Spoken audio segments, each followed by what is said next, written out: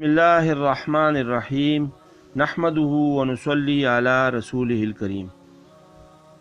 नाज़रीन अस्सलामु अलैकुम व रहमतुल्लाहि व बरकातुहू। हज उम्रा की कबूलियत के लिए आसान अमल और हज उम्रा पर जाने वालों की खिदमत में ये मुज़ाकरा अर्ज़ है।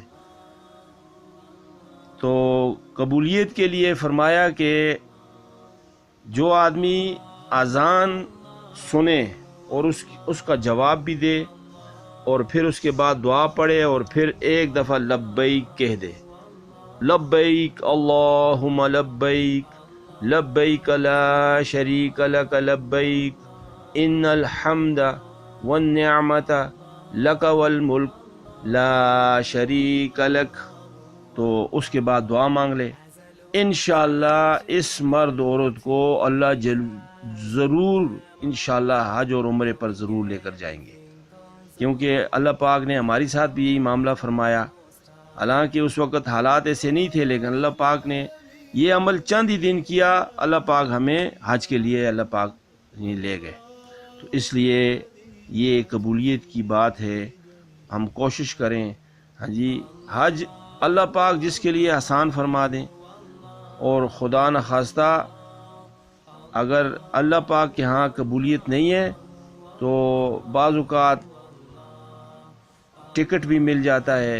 हाँ जी, पासपोर्ट, टिकट, सारा ज़ादेरा सब कुछ होता है, लेकिन जाने की तौफीक नहीं मिलती। एक भाई ऐन उस वक़्त जब उनका जाने का वक्त था तो शुगर इतनी ज़्यादा हो गई कि डॉक्टरों ने मना फरमा दिया, क्योंकि जा ही नहीं सकते थे। और इसी तरह एक मियाँ बीवी, उनका ऐन हज पे जाने के करीब के दिनों में उनका एक्सीडेंट हो गया और उस बेचारे का जो है ना पाँव टूट गया। तो अब कबूलियत तो ऊपर से है, हम तो अल्लाह पाक से मांगते रहें, या अल्लाह तू हमें कबूल फरमा। तो इस तरह यानी वहाँ हरमैन में ठहरने के लिए गुजारिश है कि हम जब वहाँ पहुँच जाएं, जिस बिल्डिंग पे हमारे बैग हम रख लेते हैं और ये कमरा हमें मिल जाता है, तो उस बिल्डिंग, उस होटल के रिसेप्शन से हम कार्ड जो है ना ले लें। ये बहुत ज़रूरी है, सबके पास वो कार्ड हों। बीवी है, बच्चे हैं, हमारे साथ जितने साथी हैं, एक एक कार्ड लेकर उनके पास हम इसको रखवा लें। और फिर उस बिल्डिंग से निकलते वक्त जो रास्ता है उसको हम पहचान लें कि किस तरफ से हम गली मुड़े, इस गली में निशानी रख ली, यहाँ आगे जाकर कौन सा हाँ जी मोड़ है, उस मोड़ पे दुकान है या क्या, सारी तरतीब को देखते हुए हम हरम में पहुँच जाए और निशानियाँ लगाते हुए जाएं, ताकि हमें याद रहे वापसी पर वो सारी बात। और हरम शरीफ में जब हम पहुँचें तो उसके जिस गेट से हम अंदर दाखिल हो रहे हैं तो उसका नाम हमें पता हो और उसका नंबर भी हमें पता हो। इस तरह सबको हम बता दें। और अल्हम्दुलिल्लाह जब मताफ में पहुंच जाएंगे तो चूँकि उम्रा जब शुरू करता है आदमी तो हजर अस्वद से शुरू करता है, तो हजर अस्वद के सामने ये लाइटें लगी होती हैं, सब्ज़ लाइटें, ये दिन रात जलती रहती हैं। तो वहाँ जाकर हम आपस में सबको इकट्ठा करके एक तरफ होके हम मशवरा कर लें कि हम जो है ना, हम अभी तवाफ़ करेंगे 7 चक्रों का तवाफ़, ये सब ने करना है। तो अगर हम तवाफ़ के दौरान आगे पीछे हो जाएं, बिछड़ जाएं, तो कोई बात नहीं, हम अपना तवाफ़ पूरा करके फिर हम यहाँ एक जगह मुकर्रर कर लें, यहाँ हम सब आके जमा हो जाएंगे। उसमें ये होगा कि इंशाअल्लाह हर भाई हर बहन जो है तवाफ़ अपनी यानी उससे करेगा, आसानी से करेगा। कोई उसके लिए वो नहीं होगी, परेशानी नहीं होगी कि मेरे साथ कोई है या नहीं है, मैं बिछड़ गई हूँ या मैं अकेली हूँ या इस तरह। तो अल्लाह पाक सब के लिए आसान फरमा दे। उसमें जब हम तवाफ़ पूरा करके इकट्ठे हो जाएंगे तो फिर सफ़ा मरवा के लिए ऊपर जाना होता है। तो वहाँ जाकर फिर हम फिर एक जगह मुकर्रर कर लें कि अब हमने 7 चक्कर सफ़ा मरवा के लगाने हैं। तो फिर 7ویں چکر چونکہ مروہ پر پورا ہوتا ہے تو وہاں ایک جگہ مقرر کر کے ہم کہہ دیں کہ وہیں پہ کونے پہ ہم جمع ہو جائیں گے، تو اس طرح وہاں بھی 7 چکر میں ہم اللہ پاک کی طرف متوجہ رہیں۔ علماء کرام فرماتے ہیں کہ یہ جو ہم خانہ کعبے کا طواف کریں گے تو اس میں تیسرا کلمہ پڑھیں تو زیادہ بہتر ہے، اور صفا مروہ میں چوتھا کلمہ پڑھیں، انشاءاللہ اس میں زیادہ خیر ہے۔ باقی بھی جو دعائیں ہمیں آتی ہیں اس کا ہم پڑھتے رہیں، کوئی ایسی یعنی مقرر بات نہیں ہے کہ آپ نے اس وقت یہی کرنا ہے یہی۔ بعض اوقات آدمی کتابوں میں ایسے لگ جاتا ہے کہ سب کچھ بھول جاتا ہے، کچھ کر ہی نہیں سکتا، تو ہم اللہ پاک کی طرف متوجہ رہیں اور اللہ پاک سے مانگتے رہیں، اللہ پاک آسانی والا معاملہ فرما دیں گے انشاءاللہ۔ اس طرح جب ہم عمرہ مکمل کر لیں تو پھر مردوں کے لیے چونکہ وہ بالوں کا ہٹانا ہوتا ہے، اور اسی طرح مستورات کے بھی بال جو ہیں صرف ایک انگلی پر جتنے بال چڑھ جاتے ہیں آخری بال ان کو کاٹنا پڑتا ہے، تو وہ خود محرم اس کو کاٹ سکتا ہے۔ وہاں اور لوگ بھی ہوتے ہیں، کینچیاں انہوں نے لی ہوتی ہیں، وہ کہتے ہیں ادھر دے دیں ہم کر لیں، غیر محرم سے ہم یہ یعنی بال مستورات کے نہ کٹوائیں۔ تو اس طرح اللہ پاک خیر دے، پھر جا کر ہاں جی مرد جو ہیں اپنے سر کے بال ہٹا دیں گے، اور پھر احرام کھول کر اور اپنی بلڈنگ پر جا کر ہم جو ہے نا وہاں غسل کر لیں، اور اس کے بعد ہم کپڑے پہن لیں، اور اس طرح اللہ جزائے خیر عطا فرمائے۔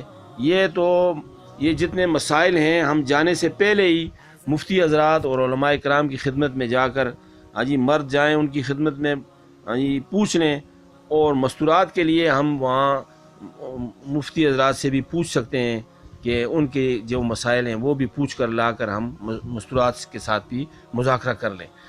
اور اس طرح مستورات کے لیے وہاں چونکہ حرم میں نماز باجماعت پڑھنی پڑتی ہے، تو یہاں تو اس کا اہتمام نہیں ہوتا ہمارا، تو ایک تو نمازوں کی ان کو بتانا ہوگا کہ کس طرح پڑھنی ہے جماعت کے ساتھ، اور اس کے علاوہ جمعے کی نماز جو ہے اس کا بھی مذاکرہ ہو جائے، کیونکہ ہماری مستورات کو یہ تو پتہ نہیں ہے کہ جمعے میں کتنے فرض ہیں باجماعت نماز پڑھنے میں، تو 2 رکعت کی باجماعت نماز پڑھنی پڑتی ہے، اور 2 رکعت یہ فرض ہیں، تو اس کا ہم بتا دیں مستورات کو۔ باقی جو ہیں سنن ہیں وہ الگ الگ پڑھنی پڑتے ہیں۔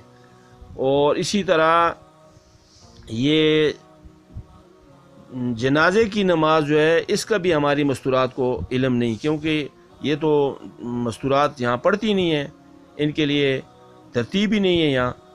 تو اب علماء کرام یہ بھی فرماتے ہیں نا جی کہ جب حرم میں اعلان ہو جاتا ہے کہ جنازہ حاضر ہے، تو اس وقت وہ اعلان جنہوں نے سن لیا مردوں عورتوں نے، تو ان پر یہ جنازے کی نماز یہ پڑھنی ضروری ہو جاتی ہے۔ تو اس لیے مستورات کی خدمت میں عرض ہے کہ بہت آسان ہے، مشکل نہیں ہے۔ قیام فرض ہے، کھڑا ہونا، اور پھر نیت کرنی کہ میں جنازے کی نماز پڑھ رہی ہوں، دل میں نیت کر لی، بس یہ ہو گیا۔ اور جب امام صاحب تکبیر کہیں تو ہم بھی تکبیر کہہ دیں، اور اتنی آواز ہو کہ ہمارے کان سنیں۔ پہلی تکبیر کے بعد اگر ثنا پڑھ لی تو بہت زیادہ بہتر ہے، اور پھر دوسری تکبیر کہی اور پھر درود شریف پڑھ لیا، اور پھر تیسری تکبیر کے بعد مردے کے لیے اور سب کے لیے دعا ہے، اس میں وہ آتی ہے تو ٹھیک ہے، نہیں تو خاموش رہے آدمی، اور پھر چوتھی تکبیر کہہ کر سلام پھیر لے۔ اس عورت کو بھی اس نماز جنازہ کی نماز کا پورا اجر انشاءاللہ اللہ پاک عطا فرمائیں گے۔ تو اس طرح اس کا بھی ہم اہتمام کریں وہاں۔ اور بعض اوقات وہاں چونکہ نماز کے دوران ہم وہاں طواف میں اگر ہیں، نماز کے یعنی اذان ہوتے ہی وہ وہاں کے خدمت والے آ جاتے ہیں۔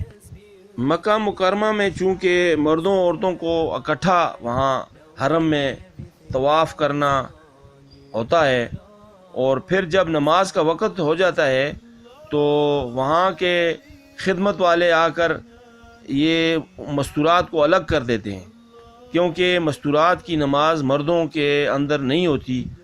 علماء فرماتے ہیں کہ ایک عورت آگے صف میں کھڑی ہے اور پیچھے جو مرد کھڑا ہے، اس مرد کی نماز نہیں ہوگی۔ تو اس طرح وہ مستورات کو الگ، جہاں مستورات کی الگ الگ جگہ ہے وہاں پہ ساری مستورات اکٹھی پھر جماعت کے ساتھ نماز پڑھتی ہیں، تو مستورات ایک جگہ اکٹھی ہو جاتی ہیں۔ تو اس طرح جب مردوں سے مستورات الگ ہو جاتی ہیں تو پھر دوبارہ ملنا ان کا مشکل ہو جاتا ہے۔ تو اس لیے یعنی جگہ مقرر کرنا یہ بہت ضروری ہے۔ اور اس کے علاوہ پھر اگر ہم آپس میں جگہ مقرر نہیں کریں گے تو پھر بڑی مشکل ہو جائے گی۔ ایک نوجوان کو میں نے دیکھا کہ اس کی آنکھیں سرخ، بالکل ایسے حیران ہو گیا میں کہ اتنی سرخ لال آنکھیں۔ تو میں نے اس سے پوچھا کیا بات ہے، تو کہنے لگا کہ میری والدہ مجھ سے بچھڑی ہوئی ہیں، بہت وقت ہو گیا، 3-4 گھنٹے ہو گئے اور میں ڈھونڈ رہا ہوں اس کو، اور پھر رونا ہی آ رہا ہے، کیا کروں۔ تو میں نے اس سے عرض کی کہ نفل پڑھ لیں اور انا للہ و انا الیہ راجعون زیادہ پڑھیں، امید ہے انشاءاللہ آپ کی والدہ آپ کو مل جائے گی۔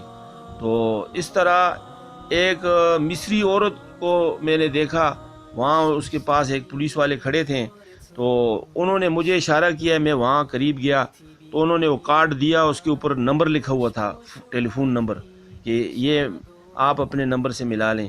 تو میں نے اپنے فون سے جب ملایا 1 دفعہ 2 دفعہ تو وہ مل نہیں رہا تھا، تو پتہ چلا کہ یہ اپنے ساتھیوں سے بچھڑ چکی ہے اور اس کو اپنے بلڈنگ کا راستہ معلوم نہیں ہے۔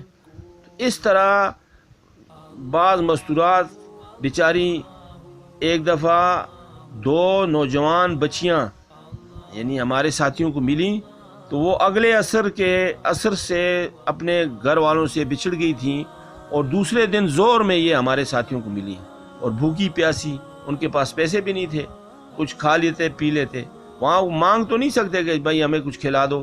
تو پھر ہمارے ساتھیوں نے ان کا اکرام بھی کیا، اور پھر بڑی یعنی مشقت کے بعد اور بڑے اس کے بعد جا کے انہوں نے وہاں الحمدللہ ہمارے ساتھیوں نے پھر ان کو ان کے بلڈنگ پر پہنچا دیا۔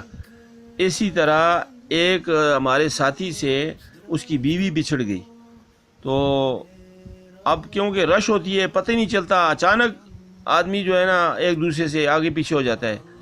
تو 2 گھنٹے کے بعد وہ پھر اس کی بیوی ملی، لیکن اس 2 گھنٹے کے دوران اس کو کتنی تکلیف ہوئی۔ اسی طرح مدینہ منورہ میں مستورات کے لیے الگ ترتیب ہے اور مردوں کے لیے الگ حرم میں جانا ہوتا ہے۔ تو بلڈنگ سے سیدھا جو راستہ آتا ہے حرم شریف تک، تو وہ راستہ ہم مستورات کو بتا دیں، اور پھر جس گیٹ سے ہم اندر داخل ہو رہے ہیں اس گیٹ کا نمبر بھی ہم ان کو لکھا دیں۔ اس طرح انشاءاللہ ہماری مستورات مدینہ منورہ میں آسانی ہے، وہ کوئی اتنی مشقت کی بات نہیں ہے۔ ہاں جی، وہ انشاءاللہ مستورات خود اپنی بلڈنگ سے اکٹھی ہو کے آتی ہیں اور اکٹھی ہو کے جاتی ہیں۔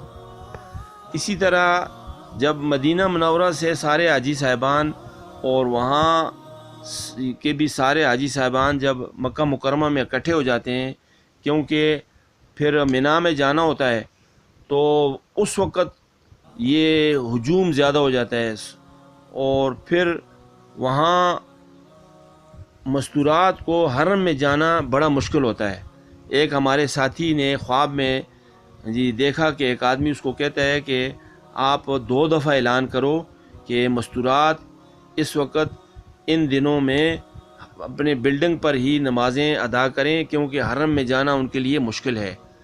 تو وہ حیران ہو گیا کہ بھائی اس میں بھی بڑی حکمت ہوگی۔ وہ کہنے لگا میں نے خواب میں 2 دفعہ اعلان کیا مستورات کو کہ جتنی مستورات بات سن رہی ہیں، یہاں آئی ہوئی ہیں، ان کی خدمت میں عرض ہے کہ وہ ان دنوں میں حرم میں نہ جائیں، نماز اپنی ہی بلڈنگ پر پڑھ لیا کریں، انشاءاللہ ان کے لیے آسانی ہوگی۔ اور اللہ پاک کی توفیق سے جب ہم مینا میں پہنچ جائیں تو خیمے کے اوپر جتنے ہمارے خیمے ہیں ہمارے گروپ کے، تو اس کے اوپر ایک بہت اونچی تختی لگی ہوئی ہوتی ہے اور اس پر نمبر لکھا ہوتا ہے۔